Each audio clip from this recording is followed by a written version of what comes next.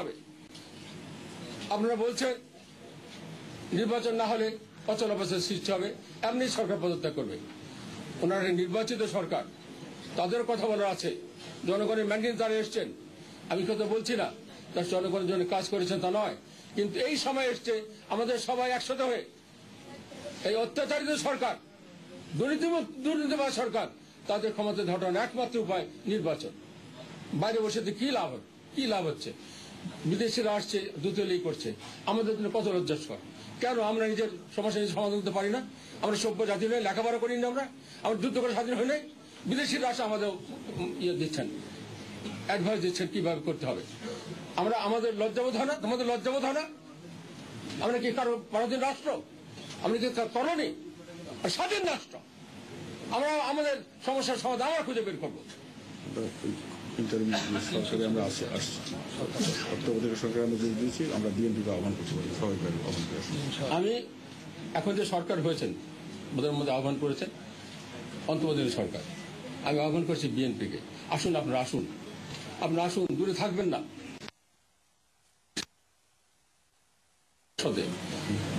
নিশ্চয় সমাধানের খুঁজে বের করা যাবে, আপনার মনোপুত নিশ্চয়ই কিছু হবে।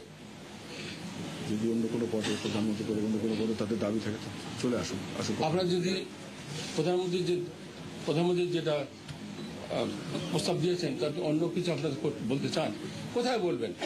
রাস্তায় বলবেন? বাস জ্বালিয়ে বলবেন? ওখানে এসে বলবেন? আমি বলবো আপনারা আসেন, আমরা একসাথে বসি। যদি দেখি নির্বাচনে কারচুপি করার ব্যবস্থা করার ক্ষমতা থাকবে, সেই নির্বাচন আমরা করবো না। নির্বাচন বর্জন করবো আমরা। আমি নির্বাচন করছি ক্ষমতা যাওয়ার জন্য, কাউকে ক্ষমতা বসানোর জন্য নয়। সে সুযোগ সৃষ্টি হয়েছে, দেশের মানুষ বর্তমান সরকারকে চায় না। সর্বদিকে তাদের ব্যর্থতা মানুষের মনে হতাশার সৃষ্টি করেছে। মানুষ পরিবর্তন চাচ্ছে, তো পরিবর্তন আনবেন কিভাবে? পরিবর্তন আনতে হলে নির্বাচন করতে হবে। আসুন আমরা আলোচনা করি, সে একটা সুষ্ঠু নির্বাচনের পথ খুঁজে বের করি। এছাড়া বিকল্প পথ নেই। আমি বারবার বলছি, সব দল নির্বাচন না আসলে সে নির্বাচন সুষ্ঠু হবে না, আমি মনে করি। তো এইভাবে দেশ চলবে? ওনারা আসবেন না, কথা বলবেন না, মানুষ মরবে প্রতিদিন রাস্তায়, মানুষ আমাদের ঘৃণা করবে। কতদিন চলবে এইভাবে? দেশ চলতে পারে অনিশ্চিতকাল পর্যন্ত? চলতে পারে না। আহ্বান বিএনপির কাছে, আসুন একসাথে বসি, আলাপ করি, নিশ্চয় সমাধানের পথ খুঁজে বের করতে হবে। জনগণ ধিক্কার দিবে আমাদের। সরকারের কাছে আহ্বান করি, সরকারের কাছে আবেদন করি, আপনারা আমাদের দাবি মেনে নিন। আপনারা জনগণ, আপনারা আমাদের কাছে বড়, ক্ষমতা বড় নয়, ক্ষমতা দেওয়ার মালিক আল্লাহ। আল্লাহ আস্থা রেখে আমরা জনগণের কল্যাণ করতে চাই, নিশ্চয়ই আল্লাহ আমাদের সাহায্য করবেন। আন্তর্জাতিক সরকার আসতে চায়, বিএনপি যদি এই সরকার আসতে চায়, আমার মনে এটা আসা উচিত হবে। আসলে আলোচনা করা যাবে, আমরা বলবো এই আমাদের দাবি, ওনারা বলতে এই আমাদের দাবি, এবং সেখানে যদি তারা দাবি না মানেন তাহলে একটা জাস্টিফিকেশন থাকবে যে আমরা নির্বাচন করব না। যে নির্বাচন করা কোনো অবস্থা না থাকে আমরা নির্বাচন করব। কিন্তু আমরা একটা পদক্ষেপ নিলাম, জাতীয়বাসী এই দেশের একটা দল 9 বছর ক্ষমতায় ছিলাম, আমরা এখন জনগণের মধ্যে আছি, সেই জন্য আহ্বান করব যে এইভাবে বসে থেকে চলবে না। সর্বদলীয় সরকার সবাই আসুন, সর্বদলীয় সরকার সবাই আসুন, এখানে আসে বলুন কি করলে নির্বাচন করবেন, কোনটা কোনো অসুবিধা। আমাদের জনগণের বাঁচাতে হবে। ক্ষমতা যাওয়ার বড় নয়, ক্ষমতা বড় নয়, আমাদের কাছে জনগণ বড়, দেশ বড়, দেশের স্বার্থ বড়, অর্থনীতি বড়, আমার সন্তান বড়। তারা আজ স্কুলে যেতে পারে। গোধরটা কোন নীতি নয়, একটা গোধরে বসে আছেন, আসবেন না, আলোচনা করবেন না, এটা কি রাজনীতি? এটা ফ্লেক্সিবল থাকতে হবে আমাদের। জনগণ কথা চিন্তা করতে হবে। জনগণ কি বলবো? আমাদের এই রাজনীতিবিদ তারা নিজেদের ঝগড়া করে আমাদের একটা অসুবিধা ফেলে দিচ্ছেন। আমাদের ব্যবসা বাণিজ্য করতে পারি না, আমাদের প্রতিদিন মানুষ মরছে, আগুনে পড়ে ছেলেরা মারা যাচ্ছে, দেখে দুঃখ লাগে, আমাদের দুঃখ হয় না। সরকারের দায়িত্ব আছে, এই সরকারের দায়িত্ব আমাদের দায়িত্ব। তাই সরকারকে অনুরোধ করে আপনার সবাইকে ডাকেন, আমরা বসি, সমাধানের পথ আমাদের খুঁজে বের করতেই হবে।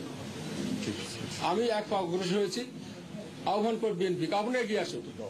এটা অর্থ নয় যে আপনার সরকারকে বিক্রি হয়ে গেলেন, এটা সমাধানের পথ খুঁজে বের করা আর কোনো পথ নাই। এসে আলোচনা করে মনে হয় মনোপুত হয় তাহলে নির্বাচন হবে, মনোপুত হয় আপনার মনে করবেন না। কিন্তু এটা এইভাবে চলতে পারে না দেশ। আমরা অচল দেশ হতে চাই না, মানুষের দুর্জালিয়ে চাই না। শেষ করুন। আমরা আমাদের নিজের সমস্যা নিজের সমাধান করব। ঠিক আছে, প্রশ্ন করতে পারেন। ঠিক আছে।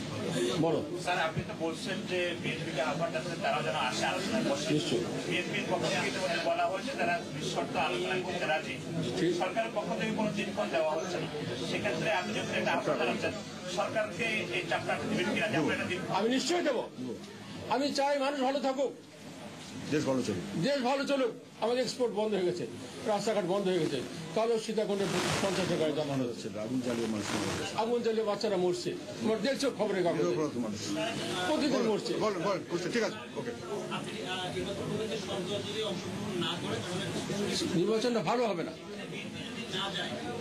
আমি বিএনপিকে আসতে বলছি তো, যদি আমি বলছি না, বিএনপিকে আসতে হবে, তাদের শর্ত তুলে ধরতে হবে, তারপর সরকার যদি বলে সে শর্ত মানলাম না, ন্যায়সঙ্গত শর্ত, তাহলে ওনার না যেতে পারে। কিন্তু শর্ত তো জানলামই না আমরা কি শর্ত চান ওরা, তখন আমরা ব্যবস্থা নেব। তখন এই ব্যবস্থা নেব। স্যার, আপনি বলেছিলেন যে সর্বদলীয় সরকারে যাবেন না, সব দল না গেলে আপনি নির্বাচনে যাবেন না। যেহেতু আমি- আপনার এই নতুন সিদ্ধান্তে আপনি আমার কোনো নতুন সিদ্ধান্ত নয়। আমি বলেছি যদি আমি নির্বাচনে না যাই তাহলে সর্বদলীয় সরকার যাব না। এখন সিদ্ধান্ত নিয়েছি আমি নির্বাচনে যাব। এক পা অগ্রসর হয়েছি বিএনপিকে বলার জন্য আপনারা আসুন বলে একটা সিদ্ধান্ত গ্রহণ করি।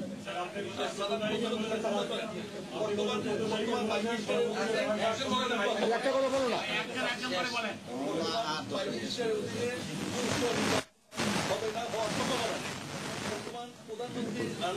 প্রধানমন্ত্রীর পদক্ষেপ চেঞ্জ করার জন্য প্রস্তাব দিতে বলেন। প্রধানমন্ত্রী শোনো, প্রধানমন্ত্রীকে পরিবর্তন করার জন্য তো প্রস্তাব দিতে হবে। প্রস্তাব দিতে বলেন। প্রস্তাব দিতে হবে তো। উনি আসে বলুক যে আপনি থাকলে ইলেকশন করবো না। আমরা চাই কেউ তো প্রস্তাব দিব নাকি, আসে ওখানে বলুক না, বাইরে ঠিক বলবো না। এটা শেষ কোথায়? এটা শেষ কথা বলো। শেষ কোথায়? শেষ কোথায়? করলাম না। Tell me, শেষ কোথায়? উনি প্রধানমন্ত্রী, উনি আসুক, কথা বলুক না, শেষ কোথায়? ওরা শুনলো না, এরাও শুনলো না, দুজনে দুজনে শুনলো না। তাহলে কোথায় যাবে? দেশ কোথায় যাবে? যে উনি বসে থাকলেন, উনি বসে থাকলেন, What you can't you'll go? বলেন, আর কিছু বলেন। ঠিক আছে, এরপর দেখতে হবে। আমার প্রশ্নটা হচ্ছে আপনারা 5 বছর মহাজোটে ছিলেন, আপনি মহাজোটের অন্যতম রূপকার এবং আপনি আপনার এই মহাজোট সরকারের মাত্র আপনার দলের মাত্র একজন মন্ত্রী ছিল। আজকে বাংলাদেশের পরিস্থিতি এমন কি ঘটলো যে সর্বদলীয় একটি সরকার, যে সুষ্ঠু নির্বাচনের জন্য আমাদের লোক সরকার থাকা দরকার। দুর্নীতিপরায়ণ সরকার হটাতে হবে নির্বাচনের মধ্য দিয়ে।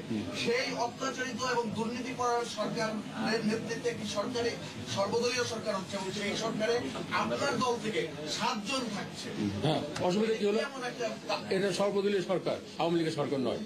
আমি থাকতে চাই সেখানে কিভাবে নির্বাচন হবে দেখার জন্য। আমি সেজন্য বলছি আপনারা আসুন, আপনারা দেখেন সুষ্ঠু করার জন্য। যে সুষ্ঠু নির্বাচন না হয়, নট টেক পার্ট। আমরা এখন চার সুযোগ দেন দেশের মানুষকে। নির্বাচনের জন্য।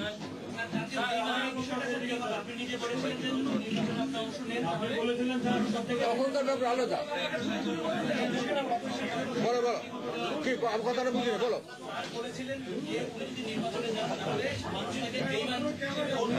এখন শোনো, এখন এখন যদি আমরা নির্বাচন না যাই, শোনো, এখন যদি আমরা নির্বাচন না যাই দেশের মানুষ সবাইকে নির্বাচন সব রাজনীতি ধুতে দেবে তারা, আমার শুধু নয়, আমাদের নির্বাচন যেতে হবে। না যাই আমরা, উইল বি হেটেড, অল রাজনৈতিক নট মি অনলি, অল রাজনীতিবিদ। দেশের প্রধান রাজনৈতিক দল যে নির্বাচনে অংশগ্রহণ করছে না, দেশের প্রধান রাজনৈতিক দল এবং তাদের নেতৃত্বাধীন জোট যদি এই নির্বাচনে না যায় তাহলে সেই নির্বাচন কি গ্রহণযোগ্য হবে? সেটা তো বড় কথা, কথা আমি যে চাচ্ছি যে আসুক, এসে অংশগ্রহণ করি, আলোচনা করি একটা। এইভাবে তো একটা অন্য অবস্থা চলতে পারে না। আসবে না, কি করবেন? কি করবে? বসে থাকবে এরকম? এই গভর্নমেন্টই চলতে থাকবে? আসবে, আশাবাদী, নিশ্চয় আসবেন ওরা। আর কত কথা বলবো, কথা হলো আই ওয়ান্টেড টু কাম, ওরা আসুক, কথা বলি। আচ্ছা, এই লাস্ট করছি। ঠিক আছে।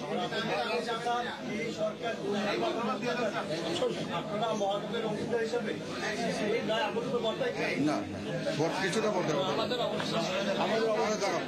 এটা তো কথা নয়, কথা হলো নির্বাচন এবং সরকারের অপসারণ কিভাবে করবেন তোমরা? সবাই আসতে হবে তো, আলোচনা করি, নিবেদন করবো না। মহাজোট সরকারে আমাদের রোল খুব লিমিটেড ছিল, খুবই লিমিটেড। মহাজোট সরকারে আমরা মাত্র চেয়ে করেছিলাম। এখন এটা অবস্থা বুঝে আমাদের ব্যবস্থা। বিএনপি কাছে বিএনপি ছাড়া আমার হোল্ড আমি প্রথম বলছি আমি আশা করছি আসে, বিএনপি না আসে দেশ এভাবে চলবে, মানুষ মরতে থাকবে প্রতিদিন। আমি নিশ্চিত তারা আসবে, আসুক না, আমি আশা করি তারা আসবে। আমি তো নির্বাচনের কথা বলছি, নির্বাচন ছাড়া ক্ষমতা সরকার সরানো যায় না।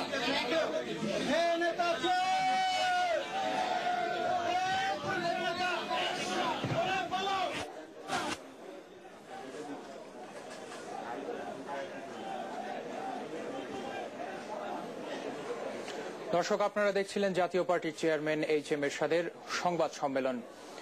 বিকেলে শপথ নেবেন